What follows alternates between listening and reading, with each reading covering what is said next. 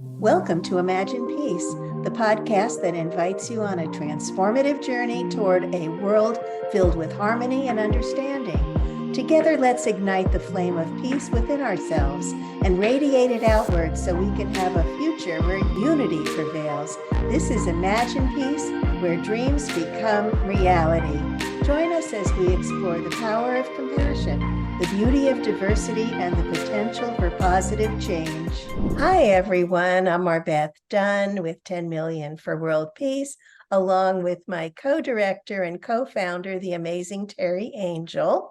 And we are delighted today to have a very special guest, Sir Kaya Redford, the success coach for Fortune 500 companies and the creator of top producing Faster to Your Wealth and Freedom. With a passion for helping leaders, entrepreneurs, influencers, and salespeople, Sir Kaya empowers them to achieve even greater levels of success.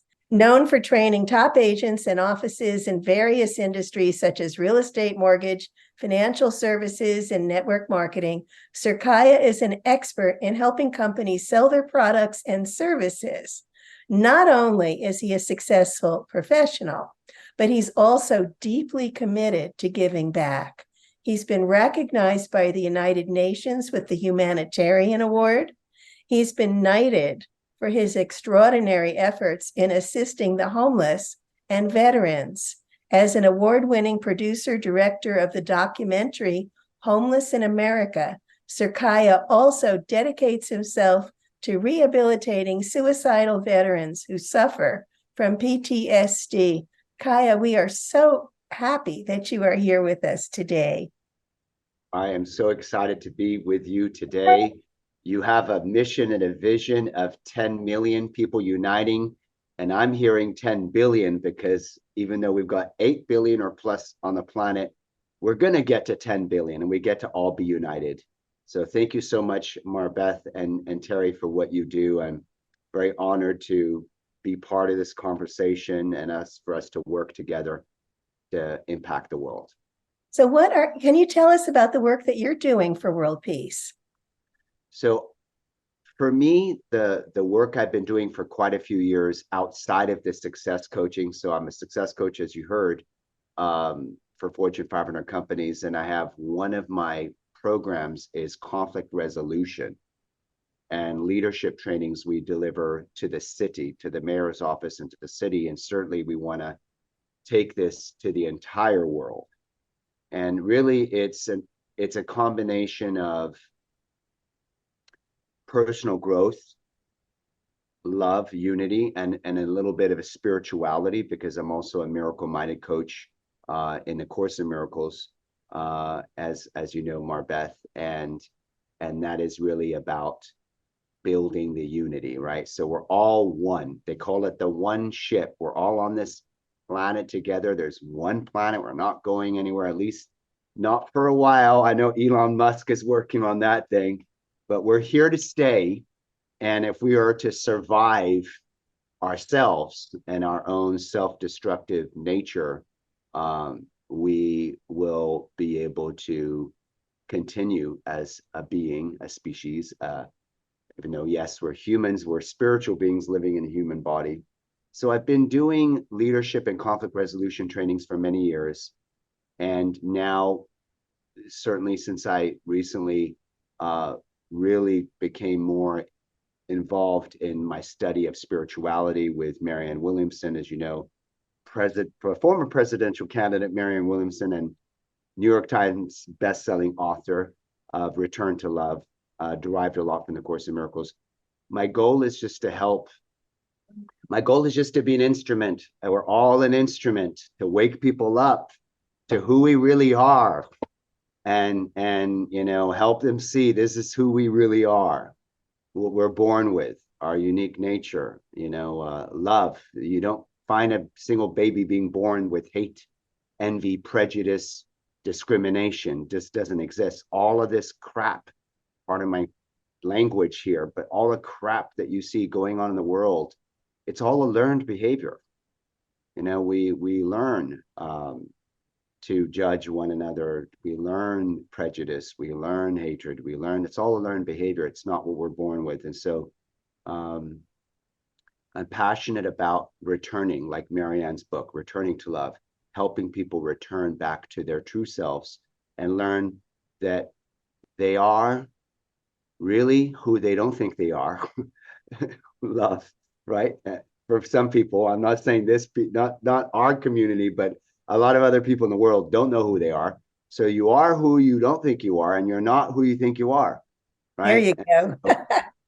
So it's and it really boils down to this. The Course in Miracles calls it the ego, and the Course in Miracles also says, and I always say this: the Course in Miracles saved my life. So why am I even here? Why did I even come to this journey? Well, if you don't mind, just I can share a little bit about what brought me to even this and coaching. Sure. So my dad was a petroleum engineer and he was a workaholic. We traveled to Algeria. I was 6 months old. I was born in Nebraska, Omaha, Nebraska. 6 months old as a baby. I had an older brother, older sister, my mom, my dad. They go to Algeria, which is a third world country in Northern Africa.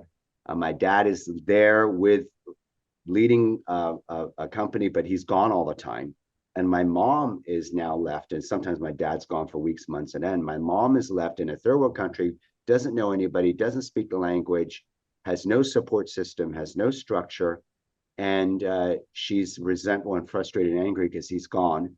And so she starts to do what many people do when you're going through stuff. You start to drink. She started drinking wine, then it turned to vodka. She became a raging alcoholic. So my dad's a workaholic, is always gone. My mom becomes an alcoholic, and we have these three little kids. I'm the youngest. And my dad entrusted people to take care of us, male figures, but with no street smarts. He picked the wrong people and they turned into be psychopaths. So we ended up going through an enormous amount of abuse, physical, mental, emotional, and the one that most people are uncomfortable talking about, but now it's being talked about with the movie Sounds of Freedom, which is the sexual abuse. All of this crap went on. And then, like many of us have gone through trauma, you survive the times, you now make it into your, somehow, some way, you make it into your 20s and your 30s. And then I just noticed that I was stuck. I had no purpose, no direction, no self-worth, no self-esteem. I speak like this today, but I used to stutter. I had tremendous amount of fear, and I was invited to a workshop by some friend. I went there and there was 200 people in the room, and the trainer said, everybody go ahead and close your eyes and visualize your future. Well, I only saw darkness. I had just got married. I had 2 sons. I had still no purpose, no direction, didn't even know who I was, couldn't even make a dollar, was in a very difficult relationship with my wife at the time, obviously because of my own blocks. And it wasn't until 2 or 3 years later that they had this this book that we've all come to learn about called The Secret. Someone said, have you seen The Secret? And I'm like, what's The Secret? Is it I ended up getting the movie, not thinking it's just a movie. And then I see this tall, skinny white guy who we all have learned that is the incredible soul who's left us not too long ago, Bob Proctor. And Bob Proctor says in the movie, I'm paraphrasing him, he says, you can be anything you want to do. You could do it. You're just realize that you create your experience of reality. And when I heard that, I had anger and I felt rage because I looked at my life in my 20s and how dare someone say I created this. And I didn't realize until I went through the journey that I was full blown in a victim position, blaming my past, stuck and not able to get over it. Then I ended up becoming, was drinking, I was doing drugs, not all the drugs, but one in particular. I was just a complete mess in my life. And then one day I just and Bob, another thing Bob Proctor said in The Secret, he said, if you have a dream, you wouldn't have the dream if you didn't have the capability of achieving the dream. Well, I had this dream. I had this idea of being more than a complete screw up, right? A complete mess.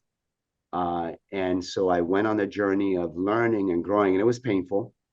I learned about neuroscience, and I learned about neuro-linguistic programming and timeline therapy and hypnosis and all these tools. I read the Bible back to front, front to back. I did everything I could to fix me, never knowing that I was ever going to become a coach.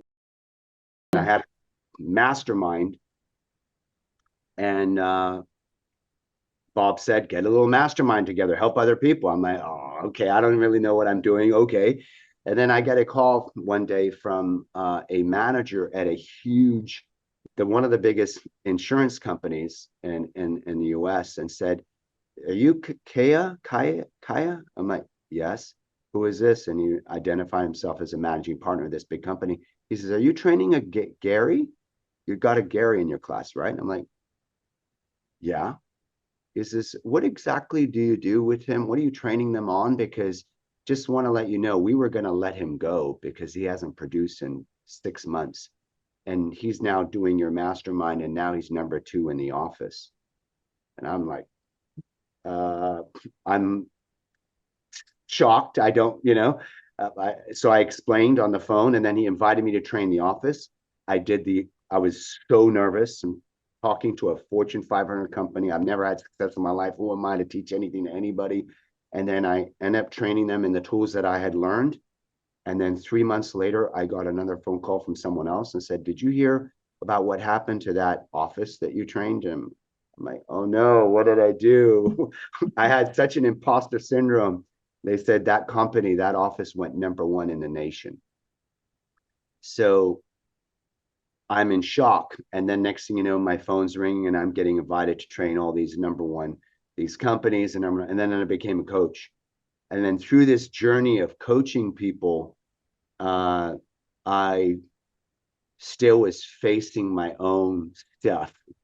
What does Oprah Winfrey say? Oprah says most people don't understand what was happening on her show for all those years, because as we know, Oprah went through abject poverty. She was in foster home. She was went through the trauma of being raped in a foster home, had a baby that was born from that, who then dies stillbirth, and it was just a lot of trauma.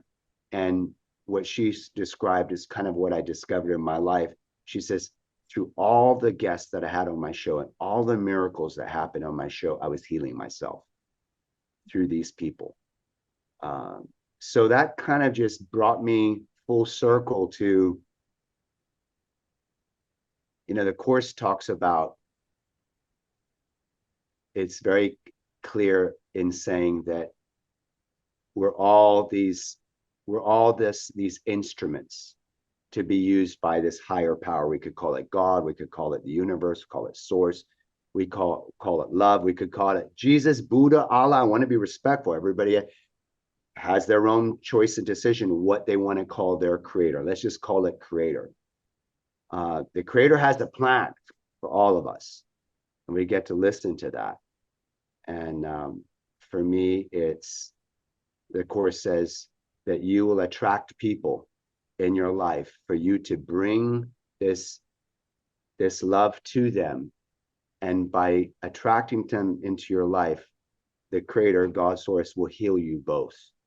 So we're actually all just instruments of loving and supporting each other to the full actualization of our potential. And it's been an incredible journey. It is. I love listening to about this and the amazing work that you're doing. How do you feel like your work is impacting the world? You know what? You're asking me a question, because it's interesting when you ask that question. In my frame of reference, I feel like I want to do so much more. Right. So the authentic answer for me is I feel like I'm scraping the surface The bar, the standard is very high. The Course in Miracles talks about the sonship. So it may never happen in my lifetime. It's most likely not going to happen in my lifetime, that humanity will wake up and come together, and there will no longer be a homeless person. There will no longer be wars. There will no longer be suffering and prejudice, that we'll all unite and become one. But the Course says that in eternity, it does exist. So I believe it's going to happen. And most people hearing this that are not spiritually inclined like us will probably totally disagree, because all you do is you look at mankind and just see the madness. And why would you have any faith in mankind, that mankind, womankind would be any different than what we've been for thousands of years? Well, from a human perspective, I agree. From a spiritual perspective, I completely disagree. I believe that we are evolving and growing. And what the Course also talks about is what is enlightenment. And it says is enlightenment is not actually learning anything new. Most people are like, hey, let me go sit under a tree and learn something new and go to this teacher and do all this work to learn something new. It says enlightenment is not learning anything new. Enlightenment is just letting go of what you've learned, unlearning all the stuff that is not true. And so the Course is always talking about the illusions, that we live in a planet with scarce resources, where everybody's your enemy, kill or be killed, or survival of the fittest. We're in constant competition and constant comparison with one another. And the Course says if you could just let go of this ego, which it says that the main issue on the planet, it says mankind has only one issue, and that is, in other words, all other issues stem from the same one issue, and it says that is separation from God.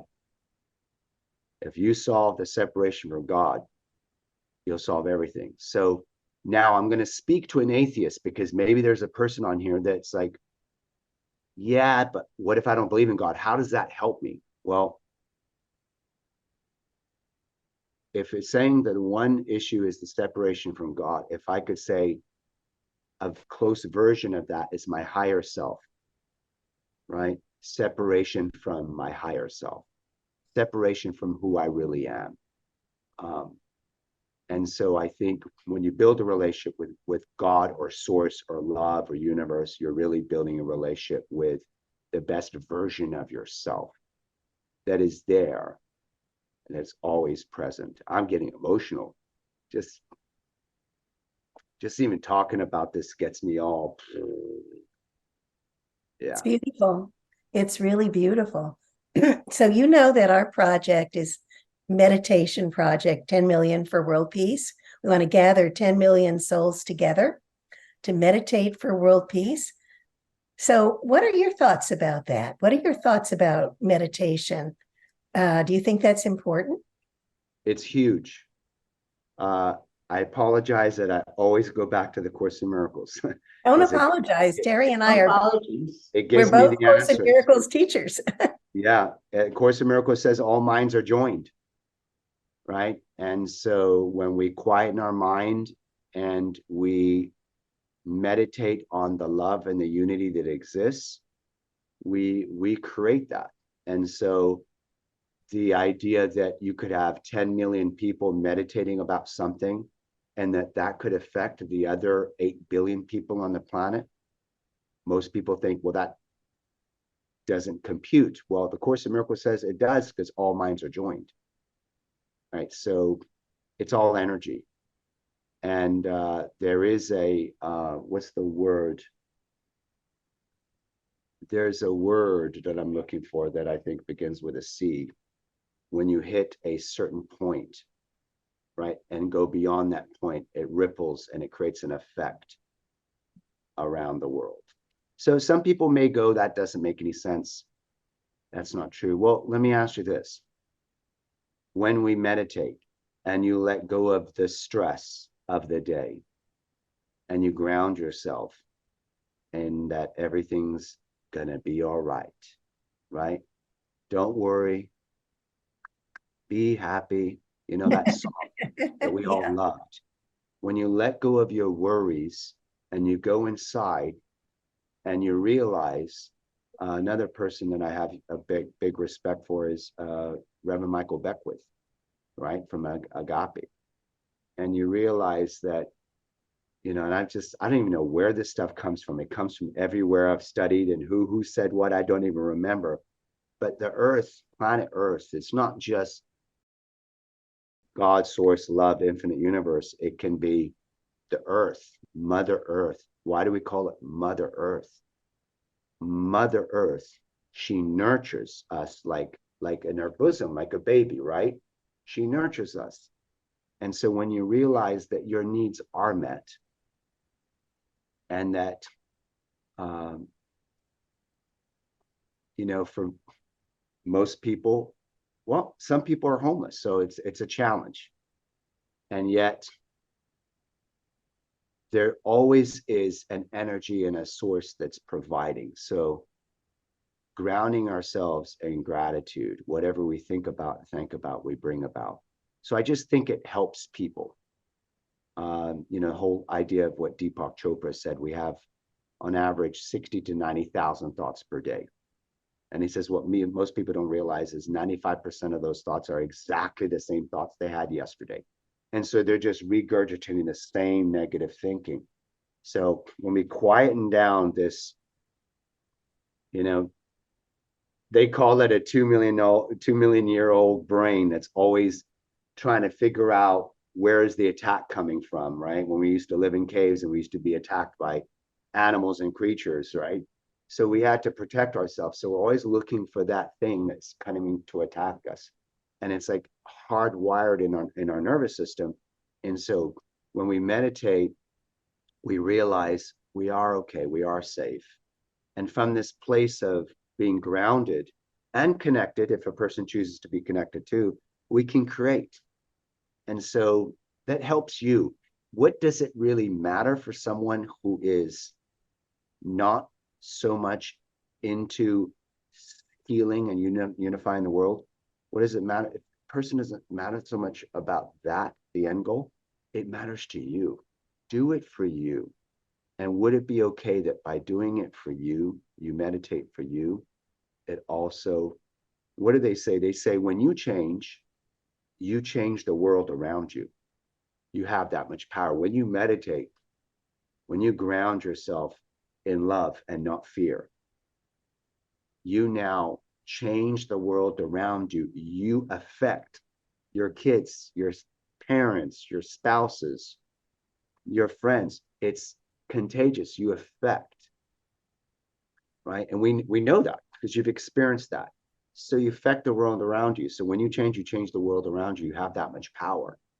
So meditation, I wouldn't be alive if I didn't find meditation. I went through a lot of stuff in my childhood, and then I had another challenging experience at the age of 41. I had open heart surgery, which is a whole other topic that will go in long to describe that one. But I went through a massive depression, massive amount of anxiety because I thought I had an ascending aortic aneurysm, which is a swelling of the artery above the heart, which is exactly how Albert Einstein died, Lucille Ball, and John Ritter. So I had an open heart surgery, and it was very, very, very difficult to go through that mentally, emotionally. And I went into a depression. The doctor, I'm writing a book called Resurrected, From Victim to Hero, My Life's Journey, 2024. The doctor, Dr. Robin Cohen, who was going to do the surgery, did the surgery on me, literally told me before the surgery, you are going to go through a depression. You know, Most people do. This is a very invasive, severely invasive, traumatic surgery, even though you're going to be unconscious on the table with anesthesia. Your body never forgets. It's going to remember what's happening. And so what got me out of that depression was meditation, was looking beyond my own physical suffering to a vision that's on the other side of the mountain. So, it's and what does the Course say on this? It says, or I've heard many people say this, something to the effect of, and maybe both of you can finish my sentence. When you meditate, it's something to do with meditating and prayer and how God talks to you, how you talk to God. No? So I'm just going to say, when you meditate, you open yourself to be receptive, to get the downloads, and that those downloads are miracles to absolutely transform your life. Absolutely. And if you're not meditating, then you're in your head. And if you're in your head, you're in the fear of what's going to go wrong 24/7. So it just leads to misery. Yes, absolutely. Beautiful. Do you have a favorite peace practice? Is there something that you do that you want to share with us? Every single day, I have a Course in Miracles prayer I say every single day. And that is, I'm only here to be truly helpful. I'm here to represent him, her, it, God. Doesn't have to be male or female. I'm here to represent him who sent me. I don't have to worry about what to say or what to do, because he who sent me will direct me. I'm content to be wherever he wishes, knowing that he goes there with me. I will be healed as I let him teach me to heal. So I say that prayer every single day. I see the end before the beginning. I ask God every single day, what composition, what thing do you want me to create in the world? And I just let that be my guiding star. That's beautiful. Thank you so much, Kaya, for joining us today. And you have so many amazing things to share. Thank you. Thank you Thank so you much. so much, MarBeth and Terry, for all the great work you do. And I said yes to doing this because I have huge amount of respect for the difference that you're making in the world, and we all get to go higher together. Beautiful. Thank you. Thank you. Thank you.